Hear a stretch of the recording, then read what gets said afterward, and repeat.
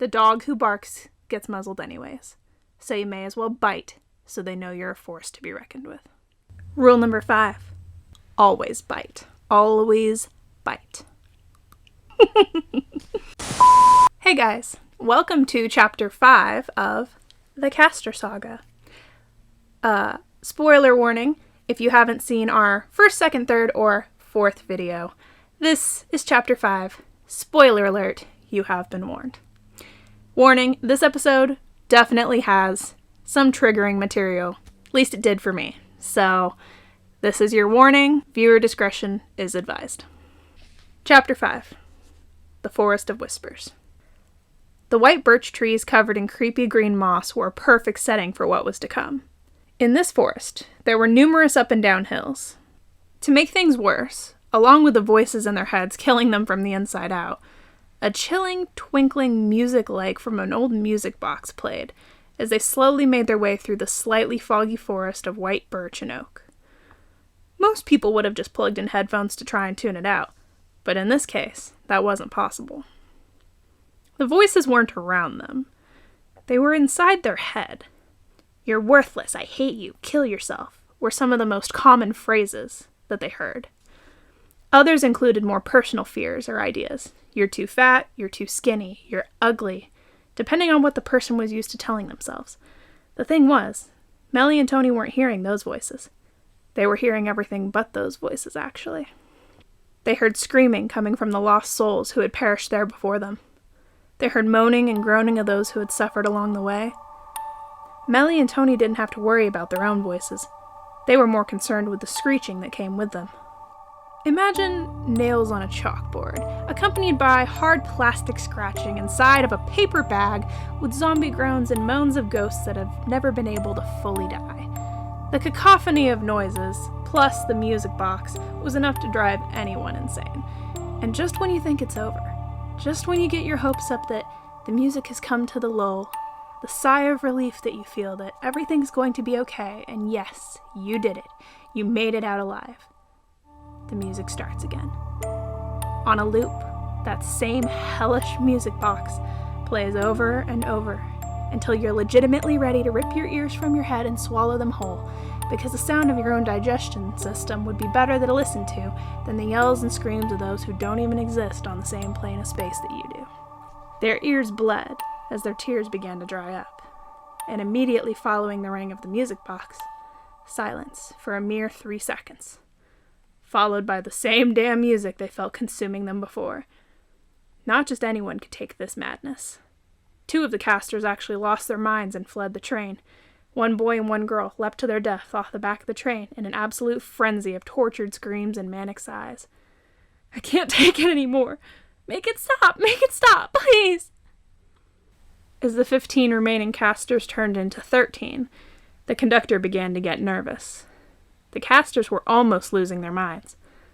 Only Meli and Tony laid perfectly still against the window, trying to endure the torturous noise that wasn't even out loud, but inside their own heads.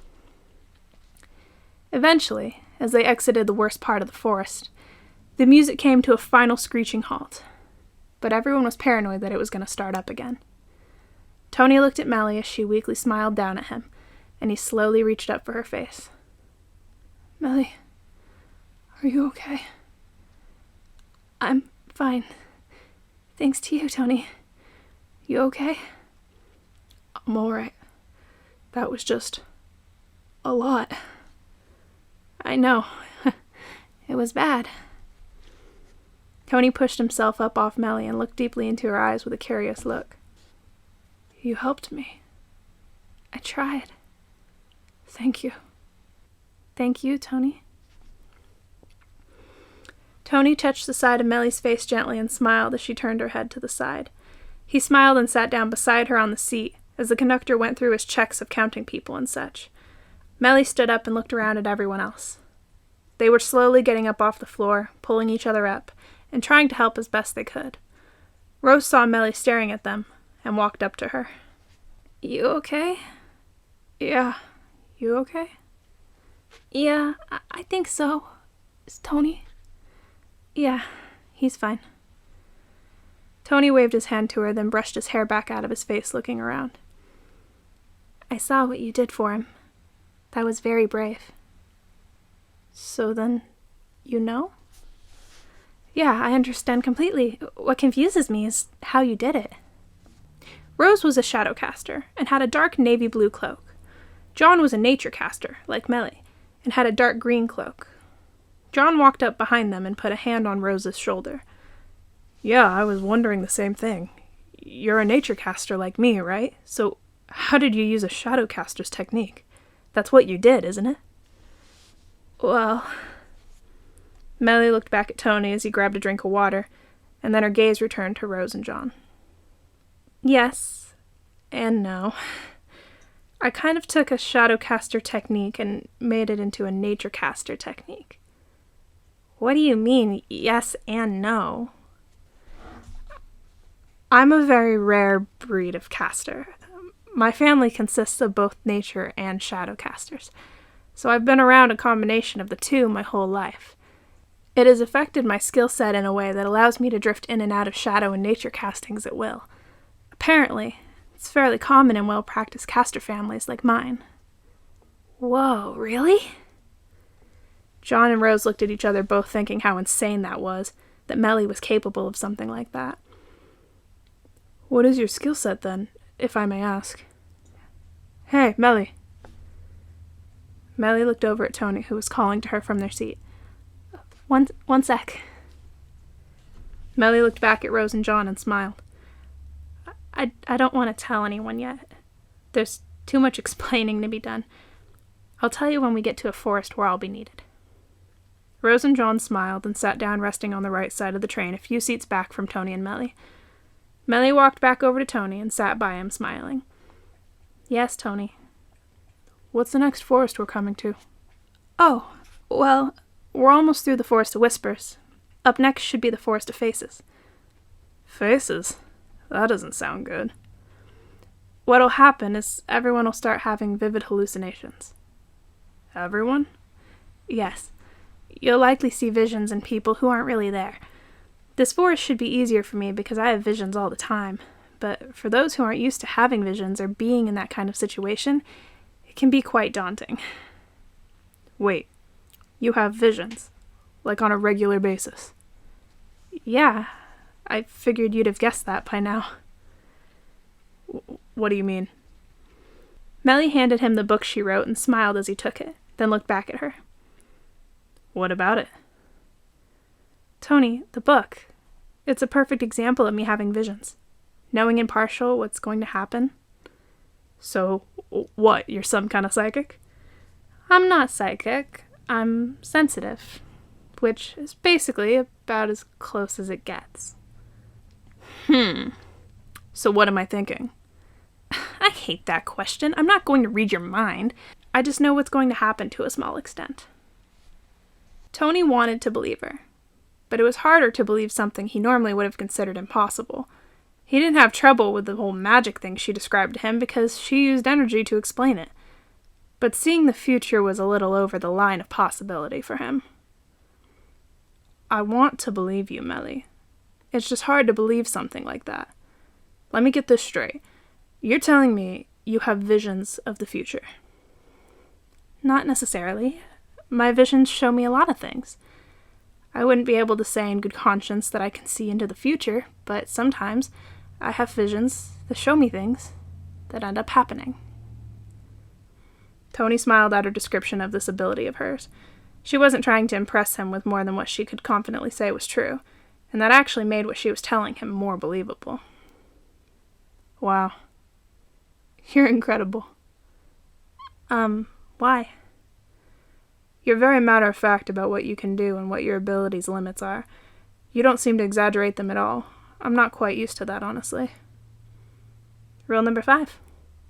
Always bite. Tony smirked and cocked his head sideways slightly as he listened to her and her wisdoms that she liked to share with him. Always bite? Don't bark if you aren't capable of biting. Meaning, don't exaggerate your capabilities in anything. Also, the dog that barks gets muzzled anyways, so you may as well bite the hand that fails to respect the wild animal that you are. You see yourself as a wild animal, then? Meli glanced his way, with a look of mischievousness catching the edge of her lips. don't you?" She looked over at him with those same eyes he had been so secretly afraid of before. Only this time was different. He was still scared of what she could do, but she wasn't hiding how dangerous she was in any way. In fact, she was putting herself right out in the open, and just waiting for others to notice.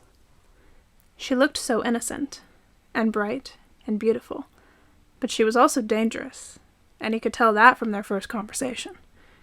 He took a deep breath and finally spoke, feeling an energy from her that he didn't prefer being in the receiving end of. "So, these visions. Like, give me another example." "Well, at the end, in the Garden of Lily." Meli looked around her, seeing everyone in their different states of panic. A few casters were trembling, one was still scratching at his ears, a couple of them were laying on the floor in the fetal position. Meli looked over at Tony and whispered to him quietly, "I only see 6 of us making it all the way, but I can't tell who makes it yet." 6, really? It's hard to imagine that only 6 people will survive. Don't tell anyone. I won't. So then, is that a part of your skill set, Meli? The visions, I mean? Well, yes and no. Tony laughed and smiled at her with that goofy but somewhat charming smile of his. Sounds complicated. Meli giggled as she shrugged, and that made Tony feel a bit more confident when asking her questions. It was a confidence boost for sure. It's difficult to explain, isn't it? It is. Like, it's a skill I have, but it's not part of my skill set. See, it goes like this. Tony grinned slightly as she explained to him the ups and downs of caster abilities.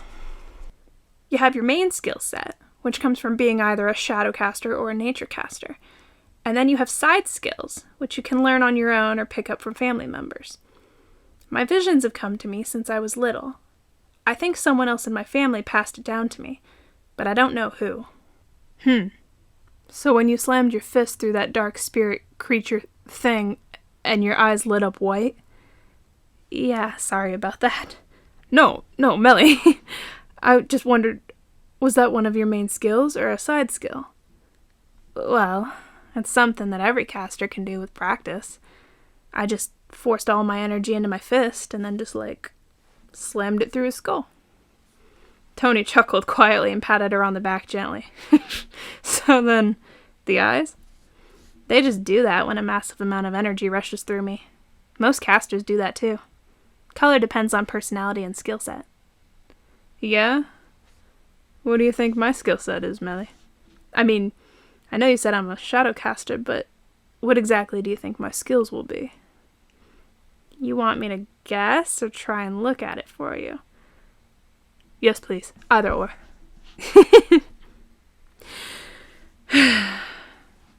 Meli sighed and nodded her head, then grinned back at him. All right, but you've got to keep an eye on me while I look, okay? Okay, Meli. Meli sat crisscross on the seat and put her hands palm side up on her knees. Everyone gathered around them, wondering what she was doing. Rose and John sat across from them. Then everyone else kind of stood around them in various spots watching. Meli took a deep breath and closed her eyes a moment. She had what looked like sparks, or tiny lightning bolts sparking on either side of her head beside her temples. Her medium brown wavy hair frizzed up and stood on ends as if bolts of electricity were running through her. It changed color for a moment, looking more golden brown than its usual color. As if the energy running through her did something to the structure of her hair. Suddenly her eyes opened, and they were glowing white like they had before. The conductor came rushing into the car from the front and looked around at everyone. What's going on? We're going through another patch of whispers. Everyone get in your seats and hold on. Everyone quickly sat down as he said, but Meli was still in her meditation state. What is she doing? She's meditating, I think. No. She cannot meditate here. That's entirely reckless. Her spirit could get lost among the whispers as we pass through the next section. Bring her back. How? I don't know. Just do something. Suddenly, the horrible music box tune from before began playing on its loop again, as the casters held on tight, trying to ignore the creepy music and the voices accompanying it. Tony tried to shake Meli out of her trance, but he was shocked by a massive amount of energy, or what seemed to be electricity, emanating from her body. "Meli, please, come back."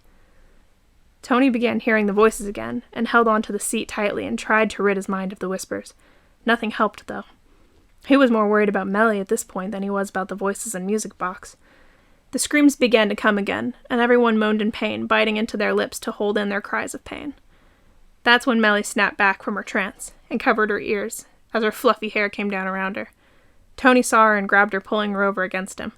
She was trembling from the energy that had rushed through her body all at once, and she was weak as Tony clutched her tightly in his arms. The train rushed down the tracks, going faster and faster, going up and down and over the little hills. The white birch trees around them began to change into trees of the next forest. Evergreens and thick, brushy areas were going to be common in the next forest.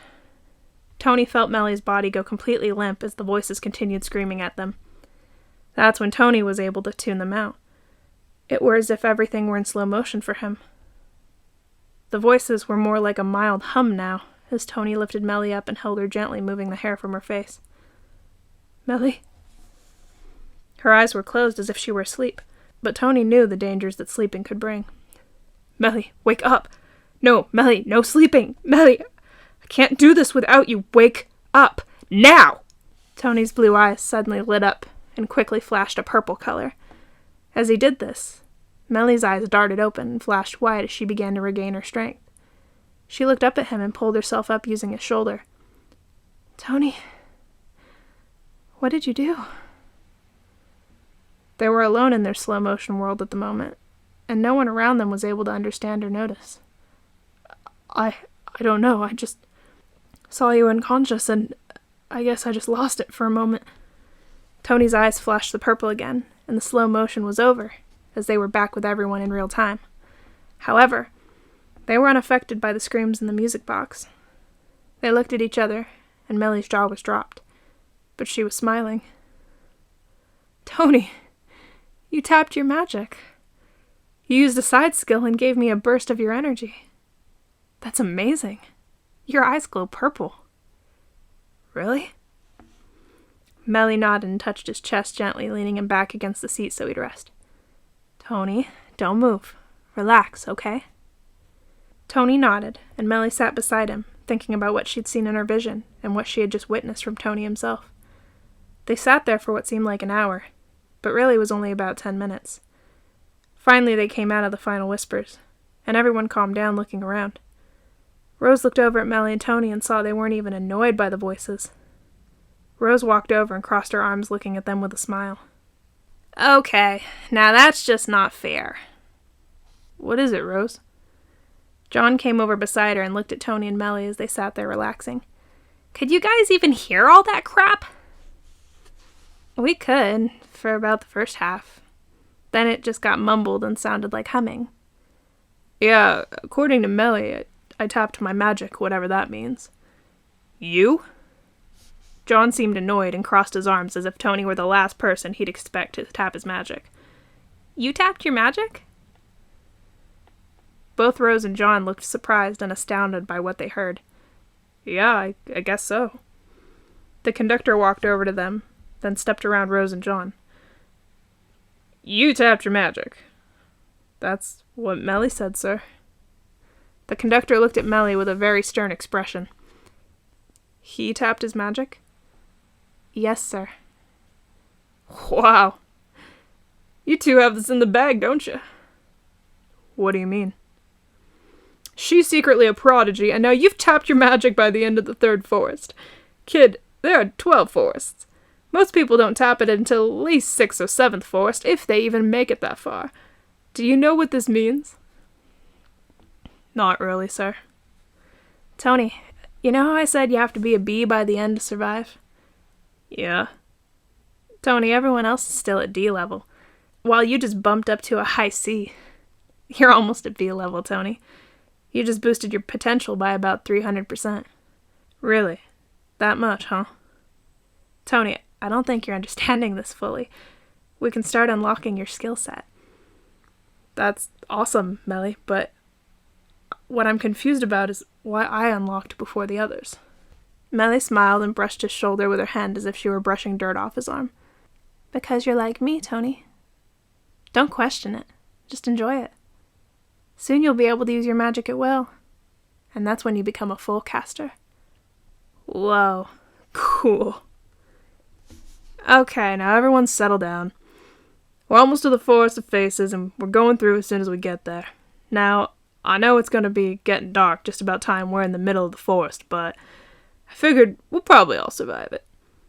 The conductor looked at Meli with a concerned look, and she slightly glared at him before turning her head away. And, if not, then good luck. The conductor left, then Tony kind of chuckled. What, Tony? Nothing. Just, is it just me, or does the conductor seem a little crazy? Oh, he's probably been driven mad by everything he's seen over the years on this train. Yeah, Tony laughed quietly, and Meli came closer. He seemed very relaxed, as if tapping his magic had made him even more nonchalant than he was before. What? Tell me. Tony spoke in the same weird accent that the train conductor had, except Tony was obviously mimicking him for humorous reasons. Hasta la vista, Don Demondi.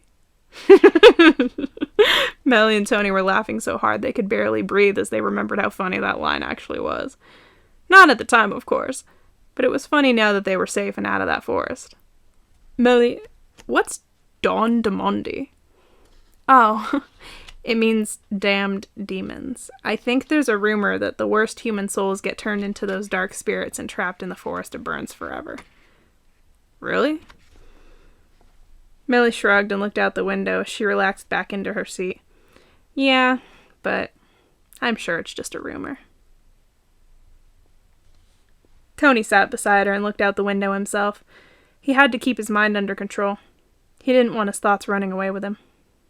Meli and Tony laughed about this and that as they felt the train shift, leaving the forest and entering the safe area between the forests. So, Meli. Yes? What did you see in your vision? Oh, well, I did see purple, but you don't need me to tell you that that's the color of your eye glow. Okay, and? I saw you transform. What? You used transformation magic in my vision. You changed into a small black and purple cat with blue eyes, and then you changed into a much larger version of the cat, like the size of a panther. I think your spirit animal may have something to do with tapping into your skill set. Cool. Sounds fun. Meli nodded in agreement and continued explaining. I also saw time slow down. I don't know what that means yet, but it may have something to do with your skill set. Oh, and fire? Flames? Also, I saw some sort of, mysterious looking, black barrier. I don't know exactly what all that means yet, but I'm sure we'll figure it out. Thank you, Meli. You almost got hurt trying to figure out what my skills were for me. Thank you, but please be more careful next time. I will, Tony. And thank you for letting me borrow that little bit of energy when I was weak. Hey, no problem. I mean, you did the same thing for me. He winked at her and she smiled, blushing and looking away. He laughed and pulled her over towards the window. Come on, let's watch for faces. You'll have to have my back this time. I've never had a vision before. I got you, Tony. Just pretend that you can do anything you can imagine. Why? Because that's how casting works, Tony. If you believe you can do it, then you can do it. Just don't try and fly until you're fully confident in your abilities, okay? He laughed as they watched the sky become colorful. The sunset was bright, and the trees became thicker as they began to enter the forest of faces. Okay, Meli. And that concludes Chapter 5. Thank you so much for listening. If you haven't already, subscribe below to stick around and hear the next chapter. It'll be coming out very, very soon. That being said, thank you very much. Until next time, love you all.